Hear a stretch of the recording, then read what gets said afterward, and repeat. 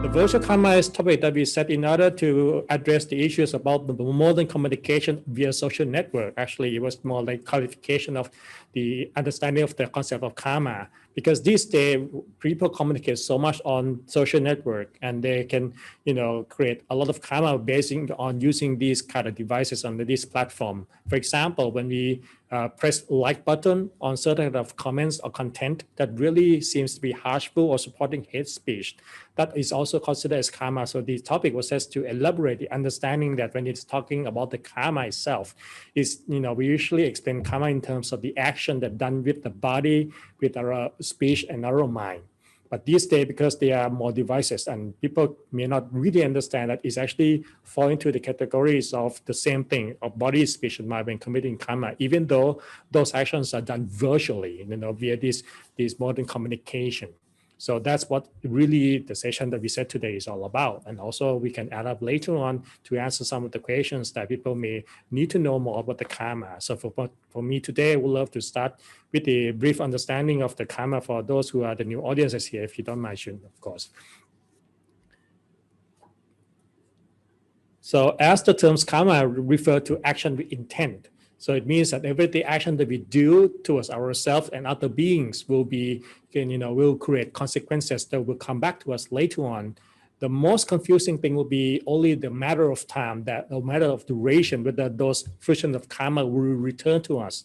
That is actually what people really kind of curious about. But the very fundamental concept of karma is very, very simple.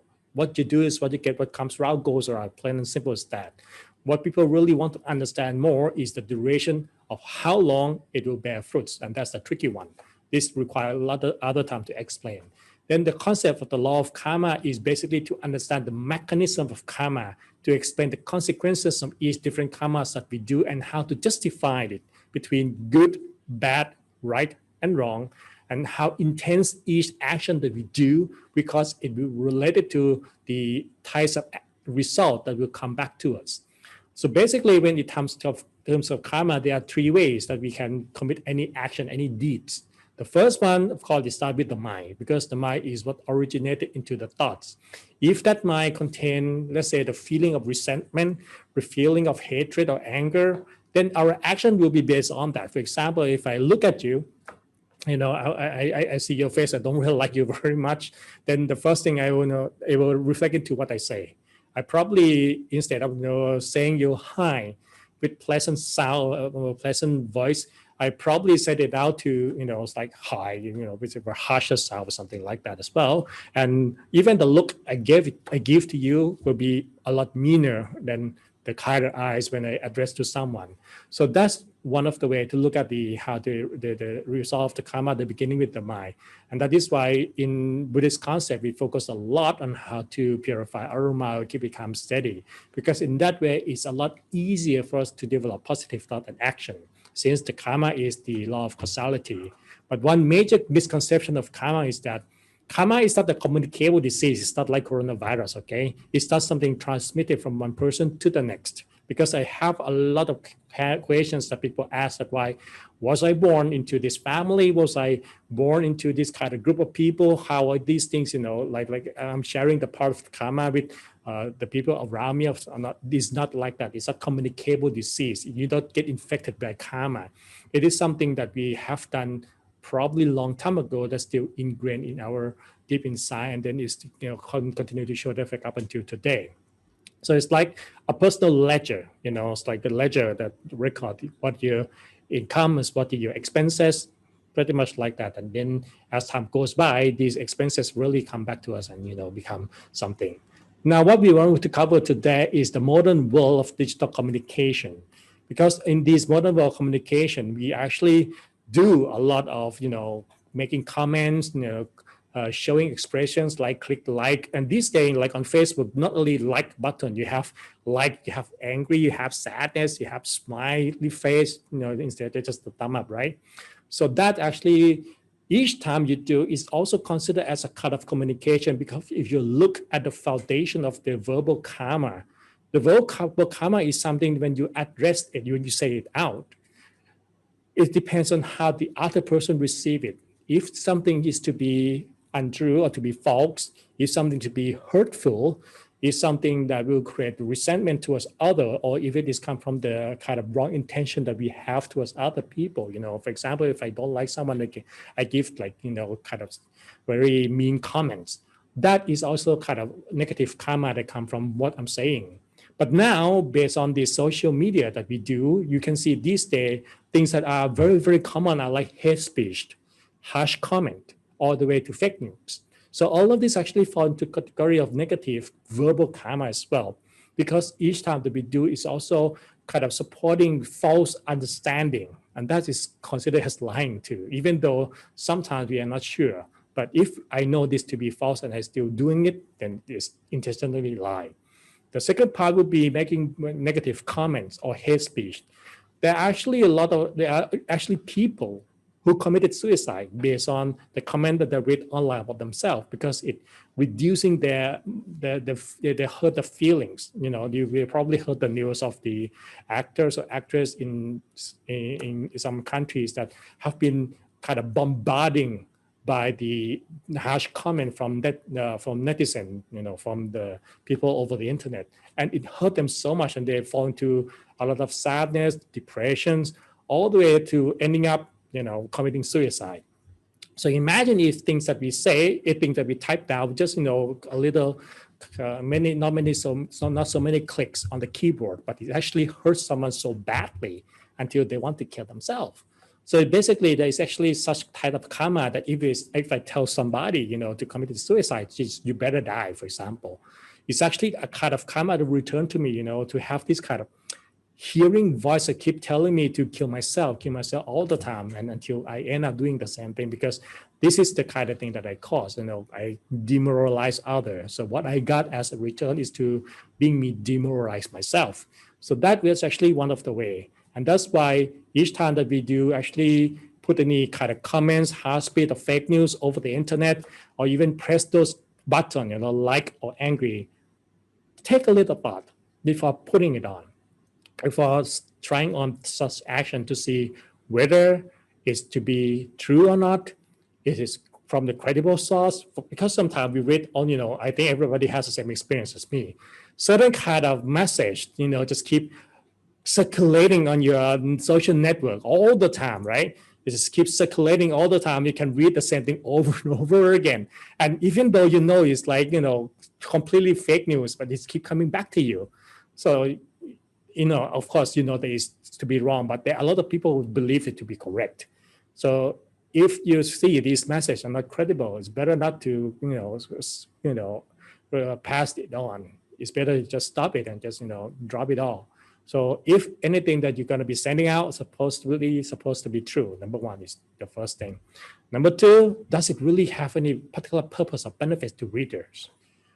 Because sometimes, these days when we use social media, we just, I'm not that kind of person who complain over the internet a lot, but there are a lot of people who do. Of course, I understand that it's kind of a way to really relieve ourselves, but we don't have to really complain so much all the time, because, imagine when you complain so much, it's not actually make you feel better sometimes, and it's also make people to look at you in a different way as well. So instead of doing that, we can really trying to use it in the way that we make it become more motivated, rather than, passing it out kind of, end up not complaining just for about the situation, but we end up blaming someone. And unintentionally, we end up making bad comments unnecessarily because the comments that we make over the internet. So that could be something that we look at it. Does it cause any harms? To be the third one to think about. Do what I put it out there cause any harms to myself and others? Because if it does, then it does something that you should be supposed to be doing. That is actually considered as bad karma as well. So that's why whatever you do, trying to go into this three things. Number one, is it the truth? Number two, is it benefit to the reader? And number three, does it cause any harm? So that will be fall into these simple categories to make a decisions whether you're gonna do anything over the internet. Although in that way, then you can use it for positive benefits.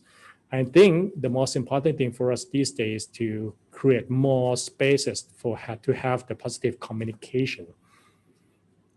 When I'm not so much on the social media. I'm not trying to be, because I know it's drain a lot of time, but we can't live without it these days, is kind of mean of communication. Since we spend a lot of great deal of time on that, and it's play a great deal on us, just imagine what kind of environment it's like. It's like a completely different world. It's a virtual world that we all actually living together, which means everything that we do does create impacts on others. So what kind of world do you want to create? At least in your circle, you can start being a part of that by doing such so. So that for me to explain simply about so-called the virtual karma and what we can actually do to us is with all these online comments or showing expressions with the little button that we type it all the time. I remember sometimes I look at live broadcasting, and there's like a lot of anger face floating and they can't even count them all. It's like a lot. So imagine what kind of environment we are creating because of these things. So that is actually something to be considered using this social media in order for us to really enjoy the use of it for the maximum benefit. So now I will open the floor for some of the questions both they have here in Clubhouse and also here on the Zoom.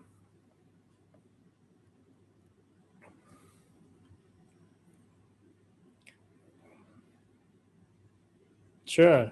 There's a question from Chun, very interesting, that since the comments that we make over the internet can be directed to someone that we don't even know about, how can this considered as karma?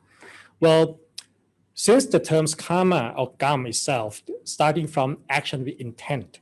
So I think it goes back to what kind of intention that we have when we actually doing those kind of comments or posting it down. If it's actually aimed to even indirectly commenting on someone negatively or making harshly towards someone else, even though we may not know it, that in particular person, well, that could be starting from kind of bad karma as well, right? Because, when you say harsh speech or using rude word, it's also kind of considered as bad karma too. So imagine doing such thing over the internet, it will be exactly the same thing. However, when you actually putting those comments on someone's post, it's kind of respond to the one who posted before. So basically, you are answering or responding to something that a person said. So basically, it's like you say something to me and I respond. And if my response come back harshly and make you feel hurt, wouldn't it consider as bad karma then? So that will be fall into the category the same, because when it comes to verbal communication, I think come back to look at the two sides. The first part is the one who say it, or the one who sending out the message. And in the middle, there is a message, which can be either positive or negative. And then the third point would be the receiver, the end part of the who received the message, whether how they feel about it. So if something that I say, even I meant well, for example, if my friends is coming right here, I'm giving good advice, but it could be appear at the wrong place at the wrong time. Even that my friend may not like it very much. They might think in the wrong way. So even so, the karma is not as strong, negatively, I intentionally doing bad stuff, but at least I get a little share of it, right? Because I kind of hurt a person feeling. I could be more considerate. I think that's the main reason why the Buddha also put into the principle of communication that number one, it has to be the truth. Number two, it has to be purposeful. Number three, it has to be, starting from kindness. Number four, it has to full of the right word, and the last point has to fall in the right kind of time, right timing. So I think that is also can be applied when it comes to the online communication as well. So I'm complete. I hope that answers your questions.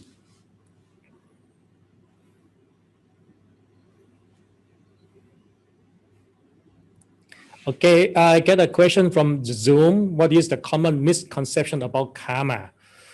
Well, I think there is a lot of misconception about it as well, because, I have to really say that from the Western point of view and the Eastern point of view, they are sort of kind of different way of understanding it too. For example, like as I am Thai, I grew up with the ideas that everything is based on karma. So I spent a lifetime blaming past karma for everything wrong in my life. So whenever something bad happened, I simply just say, oh, it's my bad karma. Oh, my bad karma. That's how everybody have been telling me, without something to take into account that is something new. I just do it today.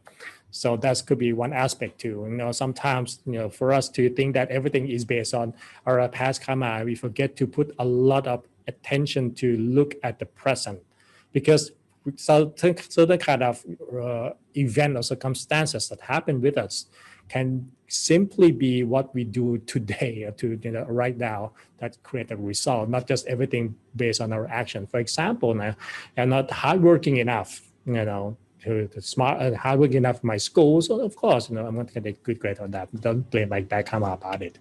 Then in the Western part of view, a lot of time people kind of tend to think that probably some of the Eastern part of view as well, that karma is like kind of, DNA that it will pass on. Because, like certain time people ask questions like, how come like this person was born in that family? Now, they're a person that look very good, but the environment just like terrible. And why such thing happen? Does a person inherit? Like is karma is inheritance that a person receive from the father or the ancestor. So they try to think of it that way. So that's actually one major conception about the karma that is not about inheritance. It's not passing on like communicable disease, but it is like something that we do in the past, but it could be similar to other people. For example, let's say I used to be a thief in other lifetime. I steal people's stuff. So this life, I come to be born in a family that, kind of a bandit group, for example. It doesn't mean that, I inherit the job from my parents, but because of my past karma that's similar to this guy, and past connection that I have with the person can send me to be born in the same process. So allow me to kind of force me to be in this loop again. So that would be kind of karma that people misconcept a lot as well. Or something like something mass disaster that a lot of people facing the same result. Like, oh, do I really do everything with everybody so that I have to face the same situation, like a plane crash and then everybody die on the plane, something like that. That may not be the case at all the time. Sometimes it could be the shared karma that group of person do together. But sometimes it's also different individual karmas that are similar type. For example, killing. Like I kill a fish, I slaughter a cow from different place and different time, and other people do the same thing in different place and different time. But on that particular day, we kind of jump upon the same plane and stay on board together. So it kind of bring the karma to show result, and that would be one of the main reason why the plane would be crashed. So that is another way to look at the karma that people kind of misconcept a lot. I think one of the main thing to really understand that karma is a very individual thing. It really belongs to the individual person who do it. But of course, when we do something, it does have an effect. And that effect creates something called karmic relationship. So if I tied it up with you, I say something to you, it will be karmic relationship we have towards each other. And that kind of bond us to go into a cycle of retaliation over and over again. So that would be the answer to another misconception of the karma. All right, any other questions? Oh, definitely. Actually, that falls into understanding the intensity of the karma.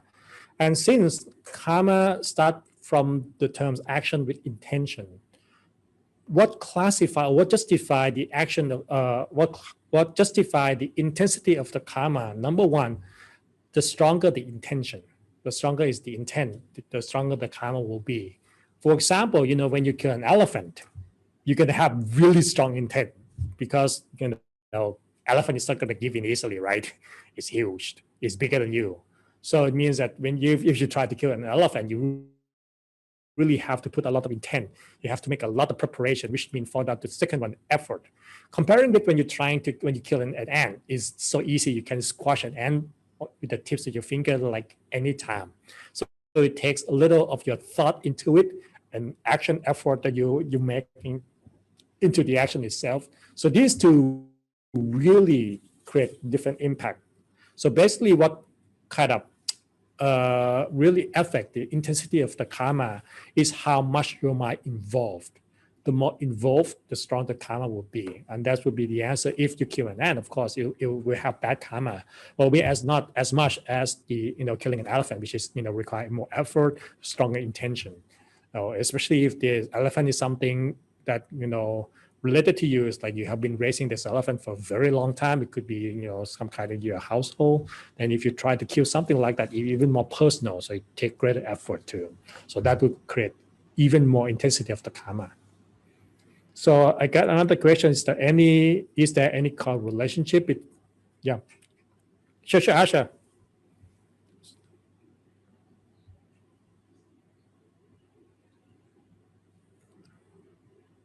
Sure. Yeah. Yeah, I think I get the point. You were quite curious that if a person, grew up in different ways and develop different sense of guilt or feeling shame about the action, and then they do something that they don't feel shameful about, so it will fall the category of good karma, bad karma, or not, because the intent is not the same. Well, I think one thing that's pretty clear in that sense, when it comes to look into the karma itself, even though the person may have less feeling of being shame, it doesn't mean they know that it is wrong. Because when it comes to justification of good and bad, the first one is starting from themselves. When we are putting ourselves in other people's shoes, we can treat others the way we want to be treated. That actually just a very basic way to justify the action, whether it's good or bad. If I don't like someone to yell at me because my feeling is not going to be good, which means then I shouldn't be yelling at somebody else, right? So that actually one of the basic thing to understand, that if I do something, if someone that does it hurt me, what I do will hurt someone else as well. So I'm sure that the person will also grow up, even though they may not have some kind of idea of how karma works exactly, but at least they get the idea of what really feel comfortable to them and what is not. So if they do something that even though they feel uncomfortable when they was done to, then it will fall into category of the bad karma, because the intent is want to hurt someone. So even though the feeling of shame about the action is not, the intent whether is want to hurt someone or not, that's actually one of the main key. And second, does this come out from the feeling of greed, anger, or delusional? Because that is also one of the ways that considered as bad karma. In comparison with something that comes out of the kindness, compassion, something that comes out from the sense of being benevolent, that actually create good karma instead. So I think that is the way to kind of justify it quite easily between good karma and bad karma. Even someone doesn't really have the sense of shame a lot. For me, the karma sense is not really something have to be understood based on the text, but it's something more on the kind of realistic of common sense of human being. By coming back to the very same concept of being more empathetic, what we don't do, treat other the way we want to be treated. If we start with that, it will help us a lot. So when people really do this thing that they don't know whether good and bad, but if they don't have any empathy at all, if they don't care about other people but just themselves, so the selfish action start from that is already can be bad karma too.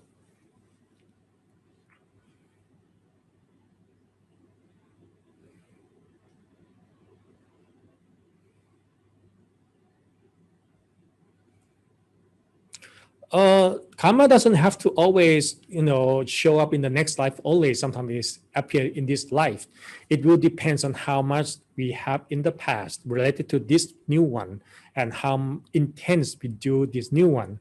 That will show the effect faster. So it kind of two things combine.